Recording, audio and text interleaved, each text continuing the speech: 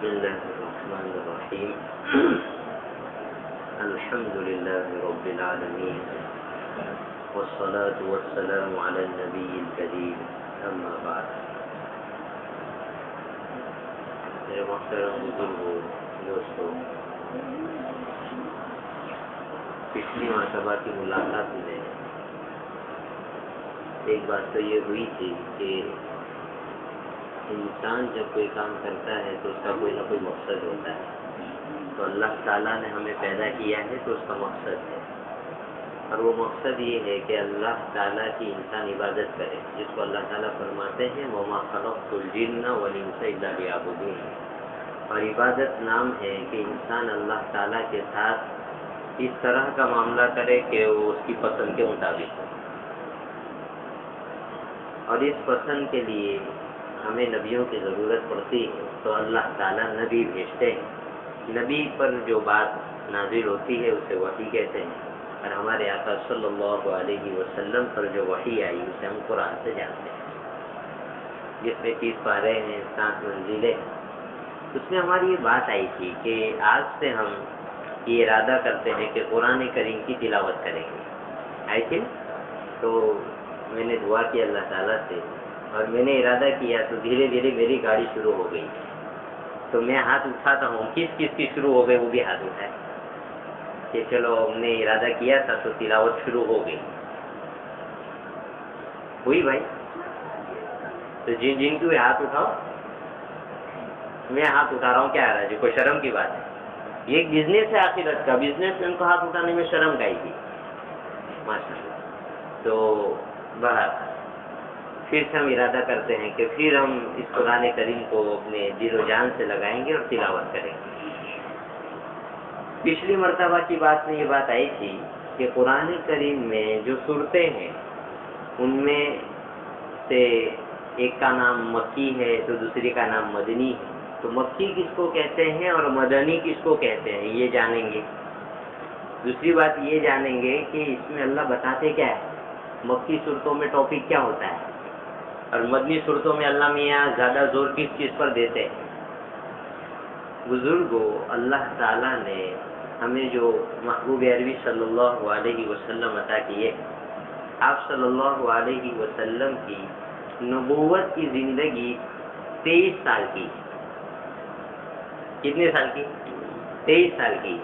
ان میں سے پہلے 13 سال آپ صلی اللہ علیہ وسلم اپنے اصل وطن میں مکۃ المکرمہ میں رہے، اور اس کے بعد اللہ کے حکم پر ہجرت کر کے ہمیشہ کے لیے مدینۃ المنورہ چلے گئے. تو پہلے 13 سال میں جو بھی قرآن نازل ہوا، جہاں بھی ہوا، وہ مکی صورت کہلاتی. اور مدینۃ المنورہ ہجرت کر جانے کے بعد جو بھی قرآن جہاں بھی نازل ہوا، اس سب کا سب قرآن جو ہے مدنی صورت کہلاتا ہے. مکی صورت میں اللہ میاں کیا بتاتے ہیں اور مدنی صورت میں کیا بتاتے ہیں؟ دیکھو، اللہ تعالیٰ نے قرآن کریم کو دھیرے دھیرے اتارا، 23 سال کی مدت میں اتارا. حالانکہ اللہ میاں چاہتے تو جس طرح پہلے کی آسمانی کتابیں ایک ساتھ اتار دی تو بھی اتار دیتے، لیکن اللہ میاں فرماتے ہیں کہ ہم یہ دھیرے دھیرے اس لیے بھیجتے ہیں کہ جیسے حالات ہوں گے ویسے ہم تمہاری رہنمائی کرتے جائیں گے، گائیڈ کرتے جائیں گے. اور مسلمانوں پر ہر زمانے میں جو بھی حالات آئیں گے اس کے لیے گائیڈ لائن، رہنمائی ہمیں ملے گی. جیسے حالات ہوں گے ایسی رہنمائی ہمیں مل جائے گی. یا تو مکی زندگی جیسے حالات ہوں گے تو مکی صورتوں کے ٹاپک جو ہے صاف صاف کہیں گے، ایسا کرو، ایسا مت کرو، ایسا کرو، ایسا مت کرو. اور دل لگا کر آدمی سنے اور قرآن کریم کی اسٹڈی اور مطالعہ کرے تو آدمی کو ایسا لگے گا کہ ابھی نازل ہو رہا ہے، ایسا لگے گا. حضور اقدس صلی اللہ علیہ وسلم دنیا سے تشریف لے گئے تو صحابہ تو عشق کے مارے تھے، اور اللہ کو معلوم تھا کہ یہ صحابہ میرے محبوب سے کتنا پیار کرتے ہیں. اللہ پہلے سے مائنڈ بناتے تھے. قرآن کریم میں ایسی آیتیں ہیں جہاں مفسرین نے لکھا ہے کہ دیکھو اللہ دھیرے دھیرے ان کو سمجھا رہا ہے کہ یہ نبی جو ہے ایک دن تمہارے بیچ میں سے چلے جائیں گے، حوصلہ رکھنا. تو صحابہ حضرت عمر جیسا ہمت والا آدمی حضور کی وفات پر تلوار لے کر نکل گئے اور کہنے لگے کوئی کہہ دے کہ حضور کا انتقال ہوا ہے گردن اتار دوں گا. اس وقت ایک حوصلہ مند ہمت والا آدمی حضرت ابو بکر رضی اللہ عنہ کھڑے ہوتے ہیں, ممبر پر جاتے ہیں اور ایک آیت تلاوت کرتے ہیں, وما محمد الا رسول قد خلت من قبله الرسل افئن مات او قتل انقلبتم على اعقابكم, کہ لوگوں سنو محمد ایک اللہ کے رسول ہیں اور ان سے پہلے بھی رسول گزر چکے ہیں, لہذا اگر یہ اللہ کے نبی ہے, یہ انتقال کر جائے یا خدا نہ خواستہ جنگ میں شہید ہو جائے تو کیا تم الٹے پیر پھیر جاؤ گے اور دین چھوڑ دو گے, اور جو چلا جائے وہ اللہ کا کچھ نہیں بگاڑنے والا. صحابہ کہتے ہیں کہ یہ آیت جب ہماری کانوں سے ٹکرائی تو ہمیں ایسا لگا کہ ابھی نازل ہو رہی, حالانکہ کئی سال ہو گئے تھے. تو حالات پر قرآن دل کو دستک دیتا ہے اور اس کو قرآن کا مزہ کچھ عجیب ہوتا ہے, لیکن وہ آدمی کو ٹائم پر گائیڈ لینے کی ضرورت ہوتی ہے. بہرحال تو مکی صورتوں میں یا مدنی صورتوں میں ہمیں گائیڈ ملتی ہے کہ کیا کرنا ہے اور کیا نہیں کرنا ہے. مکی صورتوں میں مکۃ المکرمہ میں جو حالات تھے وہ یہ تھے کہ لوگ یہ چاہتے تھے کہ یہ اسلام کبھی نہ پھولے, یہ آگے نہیں بڑھ پاوے, تو ہر طرح کی اسکیمیں بناتے تھے. ہمارے نبی محمد عربی صلی اللہ علیہ وسلم لوگوں کو پیغام سناتے تھے, ایک اللہ ہے اسے مانو, اور اس زندگی کو اس نظر سے دیکھو کہ یہ ایک وقتی زندگی ہے. وما هذه الحیاۃ الدنیا الا لهو ولعب, ایک دن ختم ہو جائے گی. یہ کھیل اور تماشا ہے, قرآن کہتا ہے یہ کھیل اور تماشا ہے, یہ ایک دن ختم ہو جائے گا. وَإِنَّ الدَّارَ الْآخِرَةَ لَهِيَ الْحَيَوَانُ, اور حقیقی زندگی آخرت کی جس کے بارے میں قرآن کہتا ہے وَإِذَا رَأَيْتَ ثَمَّ رَأَيْتَ نَعِيمًا وَمُلْكًا كَبِيرًا, کہ لوگوں ایک قرآن کے پڑھنے والوں سنو, جب تم اس زندگی کو دیکھو گے تو تمہیں لگے گا کہ ایک بادشاہت. ایسے ہی تھوڑی کہہ دیا کہ جنت میں جو سب سے آخر میں جائے گا اسی دنیا سے 10 گنا بڑی جنت دی جائے گی, تو جو پہلے جائے گا اس کا کیا ہوگا؟ جیسے قرآن کہتا ہے وہ ایک بادشاہ آتے جو وہاں جا کر ہی سمجھ میں آئی. یہ کہتے تھے اور یہ کہتے تھے کہ میں اللہ کا رسول ہوں. بس اسی باتوں کو قرآن ذکر کرتا ہے اور بتاتا ہے. لوگ یہ ماننے کے لیے تیار نہیں تھے کہ صرف ایک اللہ ہے, کہ اللہ میاں کرتے ہیں. وہ کہتے تھے اللہ میاں بھی کرتے ہیں اور دوسرے بھی کرتے ہیں, یہ بھی والا مسئلہ تھا. اور ہمارے نبی کہتے تھے نہیں اللہ ہی کرتے ہیں, تو یہ بھی اور ہی کی لڑائی تھی. دوسرا یہ تھا کہ میں اللہ کا نبی ہوں, مجھ پر ایمان لاؤ. اور تیسرا یہ تھا کہ ایک دن مر جاؤ گے اور کھڑے کیے جاؤ گے, اللہ کے سامنے حساب دینا پڑے گا. لوگ کہتے تھے ہم یہ کیسے مان لیں. تو اللہ اس ٹاپک کو ذکر کرتے ہیں اور بالکل ارد گرد آدمی جو زندگی میں چیزیں دیکھتا رہتا ہے بار بار دیکھتا رہتا ہے, اس کو اللہ دلیل کے طور پر دیتے ہیں, ریفرنس دیتے ہیں اس کا اللہ, اور کہتے ہیں دیکھو اس کو دیکھو یہ چیز کیسے ہو جاتی ہے, بس ایسے ہی ہوگا. مثلا وہ یہ کہتے تھے کہ اللہ کے ساتھ ان مورتیوں کو ہم ساتھ میں شریک کریں تو کیا حالت ہے, کیا بگڑ جائے گا. ہم تو ان کو اس لیے شریک کرتے ہیں ما نعبدهم الا ليقربونا الى الله الا زلفى, کہ ہم تو ان کو اس لیے ان کی عبادت کرتے ہیں کہ اللہ کی ہماری سفارش کریں گے, یہ بات منوائیں گے, یہ ہماری بات رکھ دیں گے. تو اللہ میاں کہتے ہیں کہ مثلا آج کے حساب سے سمجھے کہ آدمی بڑی دکان کا مالک ہے, اس کی دکان میں نوکر کام کرتا ہے, تو کیا تم نوکر کو اپنے برابر سمجھتے ہو؟ اور خاصاً وہ نوکر بہت غریب گھر کا ہو جس کے بعد کھانے کے پھانپے پڑے ہوئے ہو, تو تم تو اس کو کیسی نگاہ سے دیکھتے ہو؟ تو تم جو آپس میں انسان ہو اور تم میں تھوڑا سا ڈفرینس ہے مال کا, اس میں تم کو اتنا ترا چڑھتا ہے.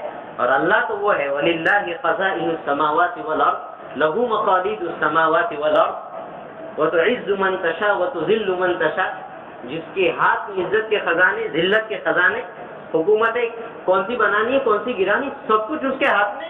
اور تم ان بے جان مرغیوں کو ساتھ میں شریک کرتے ہو, عقل کام کرتی کہ نہیں کرتی؟ عقل کو چیلنج کرتا ہے قرآن.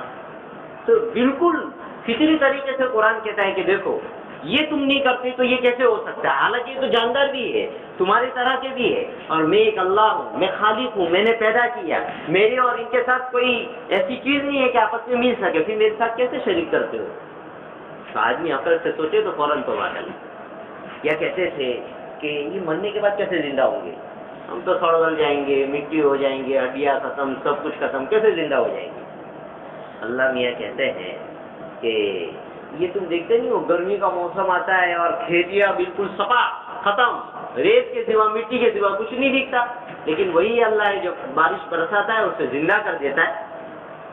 وہ لہرا اٹھتی ہے. حالانکہ تم اس وقت اس کو دیکھتے تو لگتا نہیں تھا کہ اس سے ہرے بھرے پودے نکل سکتے ہیں, اناج نکل سکتا ہے, کچھ نہیں نکل سکتا. اللہ کہتے ہیں فَلْيَنْظُرِ الْإِنسَانُ إِلَىٰ طَعَامِهِ أَنَّا صَبَبْنَا الْمَاءَ صَبًّا ثُمَّ شَقَقْنَا الْأَرْضَ شَقًّا فَأَنبَتْنَا فِيهَا حَبًّا وَعِنَبًا وَقَضْبًا. ارے لوگوں ذرا غور تو کرو, یہ زمین زندہ کیسے ہو گئی, یہ ہری بھری کیسے ہو گئی؟ جب یہ ہوتا ہے یہ میری قدرت سے ہوتا ہے. تم خود مانتے ہو کہ کوئی انسان نہیں کرتا ہے, تو پھر میں تمہیں کیسے دوبارہ زندہ نہیں کر سکتا؟ پھر اللہ کہتا ہے پھر سوچو اپنی عقل سے کہ تم اپنی زندگی میں کوئی نئی چیز بناتے ہو. ایک آدمی نے کوئی چیز جو ہے کریٹ کی, بنائی نہیں. مثلا ایک کمپنی نے ایک نیا ماڈل بنایا, اب 10 لوگ کھڑے ہو کر یہ کہے کہ یہ کمپنی دوبارہ ایسا ماڈل نہیں بنا سکتی, تو عقل میں آنے والی بات ہے کہ جب پہلے کوئی نمونہ نہیں تھا, کچھ نہیں تھا, تو جب بنا لیا تو اب کیوں نہیں بنائے گی؟ اب تو اس کے پاس ایک آئیڈیا آ گیا, ایک نمونہ آ گیا. اللہ کہتے ہیں تو اگر تم اپنی عقل سے سوچو گے تو یہ فیصلہ کرو گے وَهُوَ أَهْوَنُ عَلَيْكُمْ. تم اپنی عقل سے یہ فیصلہ ضرور کرو گے کہ جب ایک اللہ نے پانی کے نطفے کو ایک جو ہے چلتا پھرتا انسان باعزت بنا دیا ایک مرتبہ, جبکہ ایسا کوئی انسان کائنات میں نہیں تھا, اللہ نے ایک مرتبہ بنا دیا, تو اب تمہاری عقل خود کہے گی کہ جب ایک مرتبہ بن چکا ہے تو دوبارہ بنانا مشکل نہیں. یہ عقلوں کو چیلنج کرتا ہے قرآن, کوئی وہ نہیں.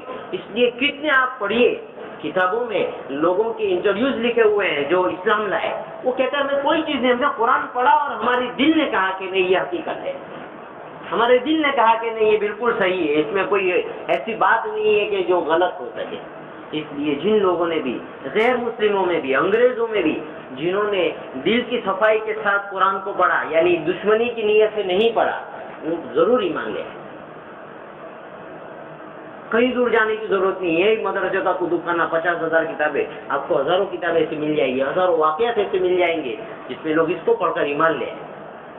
تو یہ چیز.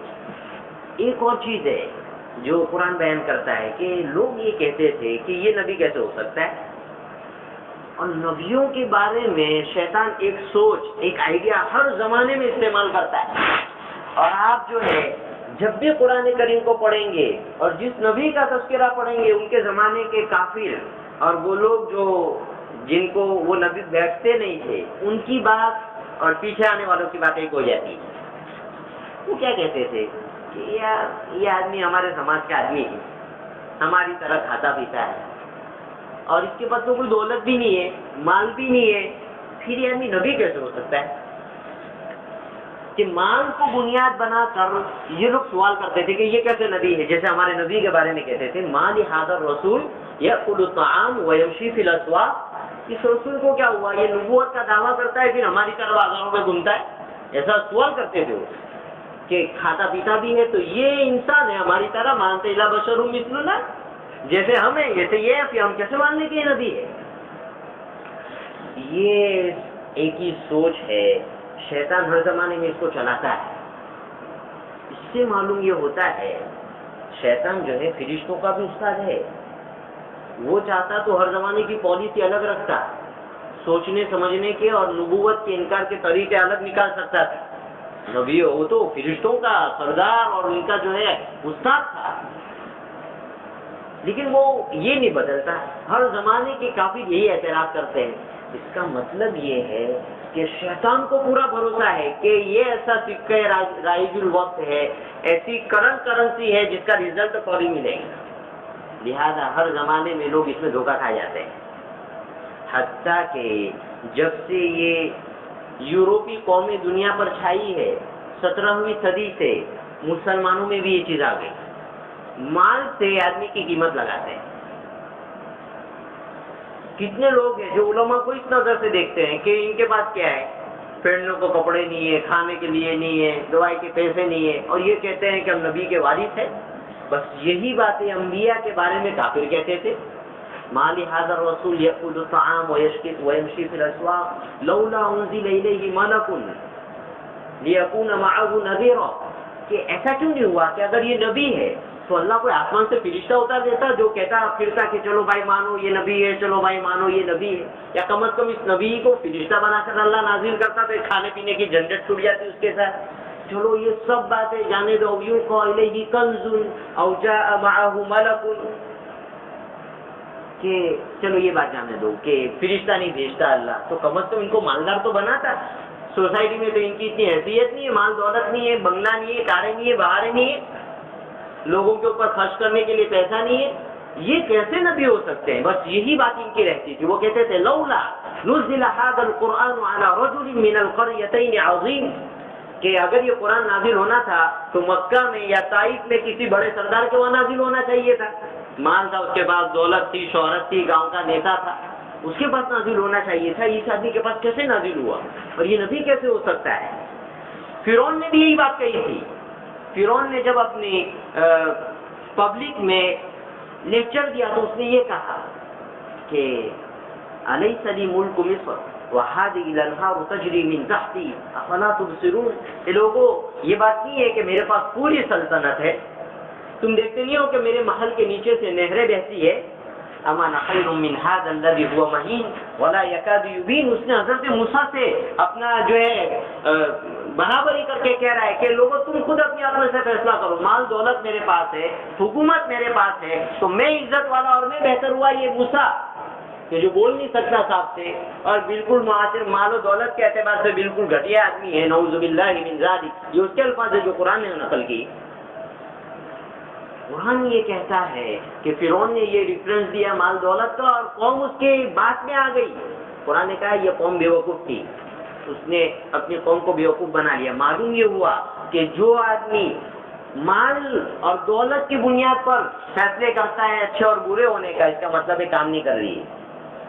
قرآن کہہ رہا ہے کام نہیں کر رہی، کمپنی کہہ رہی. کون کہہ رہا ہے؟ کمپنی. اس لیے کہ اللہ میاں نے بنایا نا اپنے کو، وہ جانتا ہے اس عقلوں کو کیسے کام کرنا چاہیے. تو قرآن کہہ رہا ہے فَاسْتَخَفَّ قَوْمَهُ فَأَطَاعُوهُ إِنَّهُمْ كَانُوا قَوْمًا فَاسِقِينَ. اس نے قوم کو بیوقوف بنا لیا اس بات کے ذریعے. معلوم یہ ہوا کہ آج اگر کوئی نعرہ لگائے کہ علماء کرام کے پاس کیا ہے اور مسلمانوں کو علماء کے ساتھ جڑنے کی کیا ضرورت ہے، اور جو لوگ ان کی بات میں آئیں گے متاثر ہے. یہ قرآن کہہ رہا ہے. یہ باقاعدہ یوروپ کی ایک سازش ہے کہ اسلام اور اسلام کے ماننے والوں کو علماء سے کاٹ دو. کیوں؟ ان کو معلوم ہے کہ علماء صحیح بات بتائیں گے، علماء ان کی سوچ کو سنواریں گے. اور ایک بات یاد رکھیے، آدمی کی آئیڈیالوجی جو ہوتی ہے، اس کی وچار دھارا جو ہوتی ہے، اس کی پوری زندگی کو بدلتی ہے. وچار دھارا سے آدمی کی پریکٹیکل لائف میں، عملی زندگی میں آپ کو سب کام اس کی وچار دھارا کے مطابق دکھیں گے.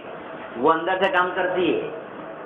بہرحال تو یہ ایک چیز ہے جو آج ہمیں سیکھنے کی ہے کہ ہم کبھی مال دولت کی بنیاد پر کسی کی عزت کے اور کسی کی ذلت کے فیصلے نہیں کر سکتے. قرآن نے کہا ان اکرمکم عند اللہ اتقاکم. اے لوگوں یاد رکھو تم میں عزت والا وہ ہے جو سب سے زیادہ اللہ سے ڈرنے والا ہے، جو سب سے زیادہ اس کے حکموں کی پابندی کرنے والا ہے. اور یہ عزت دنیا میں بھی نظر آئے گی اور قیامت کے دن جب اللہ بادشاہ بنا کر پیش کرے گا اپنے متقی بندیوں کو، تب تو سب کو سمجھ میں آ جائے گا کہ عزت کس کو کہتے ہیں. بہرحال تو یہ ایک سوچ ہے، اس کا علاج قرآن کرتا ہے. قرآن کیا کہتا ہے؟ اہم یقسمون رحمت ربک. یہ لوگ اس طرح کی باتیں کر کے کہ اس کے پاس مال نہیں، اس کے پاس دولت نہیں ہے، اللہ کی رحمت تقسیم کرنا چاہتے ہیں، اللہ کی نبوت کو اور اس کے علم کو تقسیم کرنا چاہتے ہیں لوگوں میں. ارے سنو، یہ علم اور یہ نبوت تو بہت بڑی چیز ہے. یہ چھوٹی سی روزی جو دنیا کا کام چلانے کے لیے ہم تم کو دیتے ہیں، اس کا فیصلہ بھی ہم کرتے ہیں، اس لیے کہ اس کی بھی صلاحیت تم میں نہیں. اور اللہ کہتے ہیں کہ ایک بات اور سن لو کہ یہ جو تم سمجھتے ہو نا کہ اس کی بڑی دکان، اس کا بڑا کارخانہ اور اس کی بڑی کاریں باہر ہے، یہ عزت ہے. نعمت ہونے سے انکار نہیں ہے، لیکن یہ عزت ہے تو قرآن کہتا ہے یہ عزت نہیں ہے. سنو، اگر ہمارے علم میں یہ بات نہ ہوتی کہ ہم لوگوں کو مال دولت زیادہ دیتے تو سب جہنم کا ایندھن بن جاتے، تو ہم ان کافروں کے گھروں کو سونے اور چاندی کا بنا دیتے. قرآن صاحب کہہ رہا ہے ان کی چھتوں کو، ان کے گھر کے زینوں کو، ان کے دروازوں کو، ان کی ہر چیز کو ہم سونے اور چاندی کا بنا دیتے. کوئی عالم نہیں کہہ رہا ہے، کوئی نہیں، اس کائنات کا بنانے والا کہہ رہا ہے. اس قرآن نے کہہ رہا ہے وَلَوْلَا يَكُونَ النَّاسُ أُمَّةً وَاحِدَةً لَجَعَلْنَا لِبُيُوتِهِمْ سُقُفًا مِّن فِضَّةٍ، کہ ہم ان کے گھر کی چھتوں کو چاندی کا بنا دیتے، سونے کا. لیکن قرآن کہہ رہا ہے یہ چیز نہیں ہے. فرعون نے ریفرنس دیا تھا نا اپنی مال دولت کا. اللہ تعالیٰ کہتے ہیں کہ جب ہم نے پکڑا فَأَخَذْنَاهُمْ فَنَبَذْنَاهُمْ فِي الْيَمِّ، تو ہم نے ان کو یوں ڈال دیا. یہ نبض کا لفظ ہے نا، کیسے یہ تین کا یہاں پڑا ہے، میں نے یوں ڈال دیا، اس کی کوئی حیثیت ہے؟ قرآن یہ لفظ استعمال کرتا ہے کہ یہ فرعون جو کہتا تھا کہ میں اللہ ہوں، میرے پاس دولت ہے، میرے پاس حکومت ہے، اللہ کہتا ہے میں یوں سائز میں کر دیا، یوں. بالکل بے عزتی کے ساتھ اس کا ذکر کیا تاکہ عظمت ہی نہ رہے کہ مال دولت کوئی چیز ہوتی ہے اور اس پر قرآن کہتا ہے کم ترکوا من جنات وعیون وزروع ومقام کریم ونعمت کانوا فیہا فاکہین. اے لوگوں، یہ فرعون اور اس کی فوج اور اس کے ماننے والے کتنے دعوے کرتے تھے. اب زیادہ دیکھو، جب ہم نے ان کو دریا میں ڈبو دیا تو ان کے عالیشان مکانات، ان کی کھیتیاں، ان کی رہائش کی جگہ، ان کی دولت ولت سب کچھ یہاں چھوڑ گیا. فما بغت علیہم السماء والارض وما كانوا منظرین. نہ آسمان ان پر رویا نہ زمین ان پر روئی. اس آیت میں اللہ بتاتے ہیں کہ ان کی حیثیت کیا ہے. ملک دیا تھا، دولت دی تھی، سب کچھ دیا تھا، ہم نے جب پکڑا تو ذلیل کر کے رکھ دیا. اور اس کے بجائے دیکھو ایمان والے کی شان کیا ہے، جھوپڑی میں رہتا ہے لیکن جب اس کا انتقال ہوتا ہے آسمان کے جس دروازے سے اس کی روزی اترتی ہے وہ فرشتے روتے ہیں، وہ دروازے روتے ہیں. جس مسجد میں آ کر وہ زمین پر سجدہ کرتا تھا وہ زمین روتی ہے کہ اللہ کو یاد کرنے والا میرے اس پشت سے اڑ گیا. یہ مومن کی قیمت ہے، یہ عزت ہے. وَلِلَّهِ الْعِزَّةُ وَلِرَسُولِهِ وَلِلْمُؤْمِنِينَ. میرے دوستو، میرے بزرگ اس سوچ کو صحیح کریں. یہ قرآن صحیح کرتا ہے، یہ کھول کھول کر بیان کرے گا.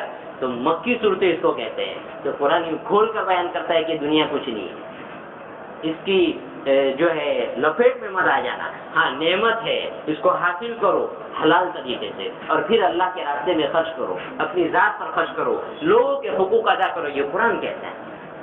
قرآن یہ نہیں کہتا کہ دنیا سے بھاگو. قرآن یہ نہیں کہتا کہ مالدار مت بنو اور روزی مت کماؤ. خوب کماؤ، غریبوں کی مدد کرو، رشتہ داروں کی مدد کرو، پڑوسیوں کی مدد کرو. یہ سب حق قرآن ہم پر دیتا ہے کہ تمہیں کرنا ہے. لیکن قرآن یہ کہتا ہے کہ مال کو عزت کی بنیاد مت بناؤ.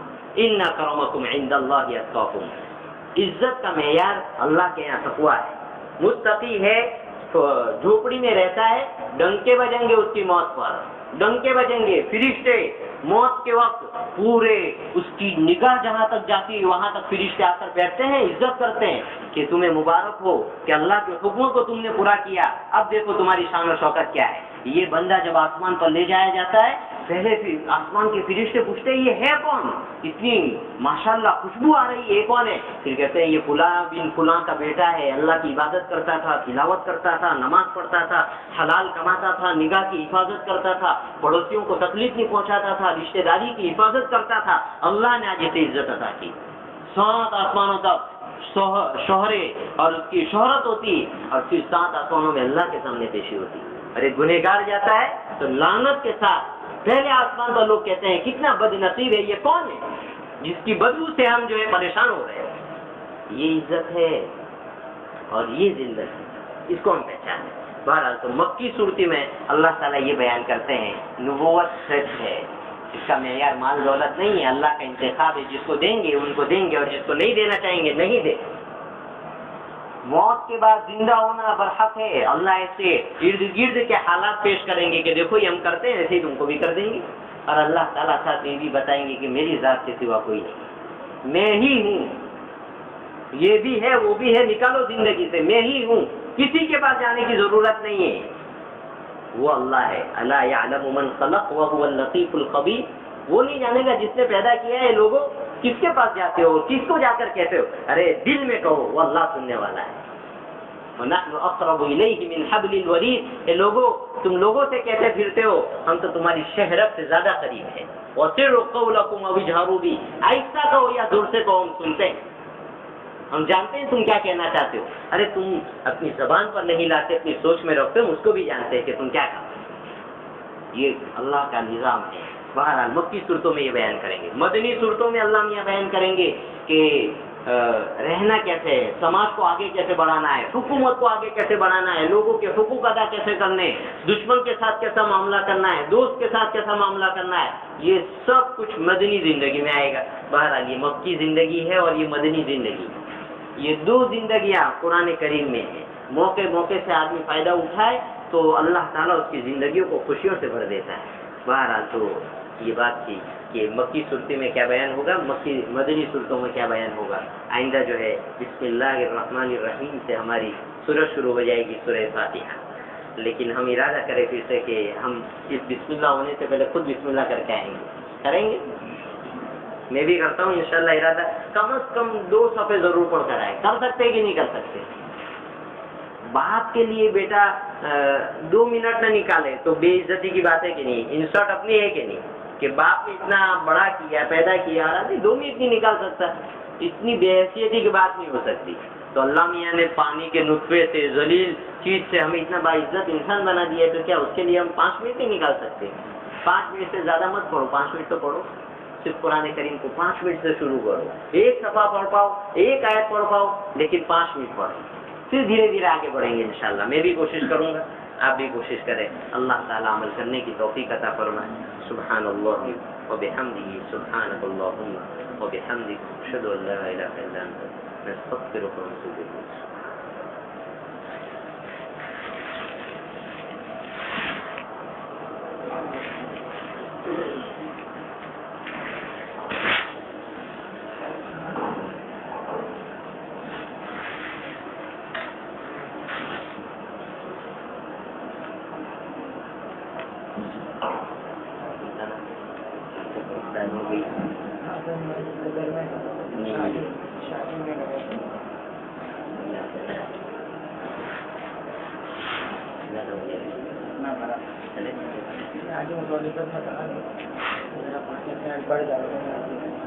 آگے